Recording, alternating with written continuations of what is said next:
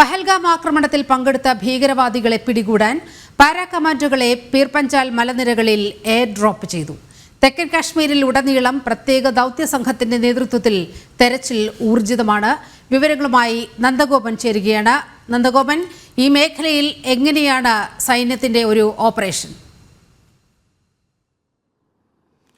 നിലിമ, ഈ പീർപഞ്ചാൽ മലമേഖലകളിൽ ഇപ്പോഴും തിരച്ചിൽ തുടരുകയാണ്. അതായത് ബൈസരൻ വാലിയിൽ 26 പേരെ കൊലപ്പെടുത്തിയ ഭീകരവാദികൾ അവർ തെക്കൻ കാശ്മീർ വിട്ടുപോയിട്ടില്ല എന്നുള്ളത് തന്നെയാണ് മിലിറ്ററി ഇൻ്റലിജൻസും അതേപോലെ തന്നെ ഇൻ്റലിജൻസ് ബ്യൂറോയും നൽകുന്ന റിപ്പോർട്ടുകൾ. ഇതിൻ്റെ അടിസ്ഥാനത്തിൽ തെക്കൻ കാശ്മീരിലെ മുഴുവൻ മലനിരകളും കേന്ദ്രീകരിച്ചുകൊണ്ടുള്ള ഒരു തിരച്ചിൽ നടപടികളാണ് നിൽക്കുന്നത്. ഞാനിപ്പോൾ നിൽക്കുന്ന മേഖലകളിലും തിരച്ചിലുണ്ട്, എന്നാൽ അതിൻ്റെ ദൃശ്യങ്ങൾ നൽകാൻ കഴിയില്ല.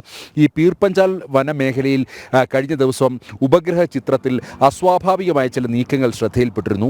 ഇതിൻ്റെ അടിസ്ഥാനത്തിൽ ഇന്നലെ വൈകുന്നേരം മുതൽ തന്നെ ഈ മേഖലയിൽ തിരച്ചിൽ നടത്തുകയാണ്. മാത്രമല്ല ഇന്ന് രാവിലെ അവിടെ പാരാ കമാൻഡോകളെ എയർ ഡ്രോപ്പ് ചെയ്യുന്ന സാഹചര്യം ഉണ്ടായിരുന്നു. അങ്ങനെ പാരാ കമാൻഡോകളും ഇപ്പോൾ ഉൾവനങ്ങളിലൊക്കെ തന്നെ, അതായത് സാധാരണഗതിയിൽ നടന്നു കയറാൻ കഴിയാത്ത മേഖലകളിലൊക്കെ തന്നെ ഇപ്പോൾ തിരച്ചിൽ നടത്തുകയാണ്. അതിനൊക്കെ അപ്പുറത്തേക്ക് കുൽഗാം അതേപോലെ തന്നെ ബാരാമുള്ള അടക്കമുള്ള മേഖലകളിലൊക്കെ തന്നെ തിരച്ചിൽ നടത്തുകയാണ്. ഒപ്പം തന്നെ വീടാന്തരം കയറി, ഗ്രാമങ്ങളിലെ വീടാന്തരം കയറി നടന്നും ഈ സൈന്യം പ്രത്യേക ദൗത്യ സംഘം അവിടെ പരിശോധന നടത്തുകയാണ്. ഇതിനോടകം തന്നെ 3 ഗ്രാമവാസികൾ ഇവർക്ക് സഹായം നൽകി എന്നുള്ളത് കണ്ടെത്തിയിട്ടുണ്ട്. അവർക്ക് ഈ ഭീകരവാദികൾക്ക് വെള്ളവും ഭക്ഷണവും ഇവർ നൽകിയിട്ടുണ്ട് എന്നുള്ളത് കണ്ടെത്തിയതിൻ്റെ അടിസ്ഥാനത്തിൽ 3 പേരുടെ അറസ്റ്റ് ദേശീയ അന്വേഷണ ഏജൻസി റെക്കോർഡ് ചെയ്തിട്ടുണ്ട്. ഇതിനൊക്കെ അപ്പുറത്തേക്ക് കൂടുതൽ ആൾക്കാർ ഇവർക്ക് സഹായം നൽകിയിട്ടുണ്ടാകും എന്നുള്ളത് തന്നെയാണ് പ്രധാനമായും കണ്ടെത്തിയിരിക്കുന്നത്. അതുകൊണ്ട് തന്നെ നിരവധി ആൾക്കാരെ ചോദ്യം ചെയ്തു വരികയാണ്. നിലവിൽ 53 പേർ ഇപ്പോൾ കസ്റ്റഡിയിലുണ്ട്. ഇവരെയും വിശദമായി തന്നെ ചോദ്യം ചെയ്തു വരികയാണ്. ഇവർക്ക് സഹായം, അതായത് ഈ ഭീകരവാദികൾക്ക് ഏതെങ്കിലും തരത്തിലുള്ള സഹായം ചെയ്തു നൽകിയിട്ടുണ്ടോ എന്നുള്ളത് പ്രധാനമായും ദേശീയ അന്വേഷണ ഏജൻസി അന്വേഷിക്കുകയാണ്. ഒരു IGയുടെയും DIGയുടെയും SP-യുടെയും നേതൃത്വത്തിലുള്ള സംഘം പ്രത്യേകമായി തിരിഞ്ഞുകൊണ്ടുള്ള അന്വേഷണമാണ് നടക്കുന്നത്.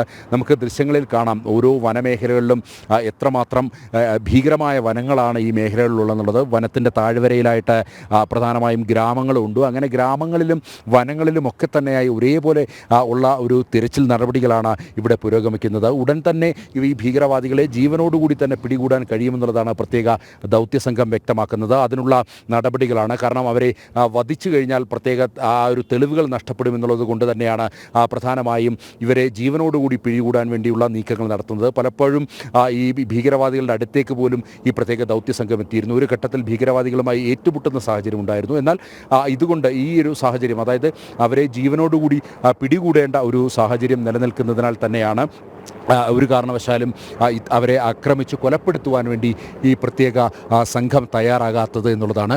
ഹെലികോപ്റ്ററുകൾ ഉപയോഗിച്ചു പോലും അടക്കം ഇത്തരം സെർച്ചിങ് നടപടികൾ നടക്കുകയാണ്. നമുക്ക് ദൃശ്യങ്ങളിൽ കാണാം. ഇതെല്ലാം സെർച്ചിങ് ഓപ്പറേഷൻ്റെ ഭാഗമായിട്ടുള്ള നടപടികളാണ്.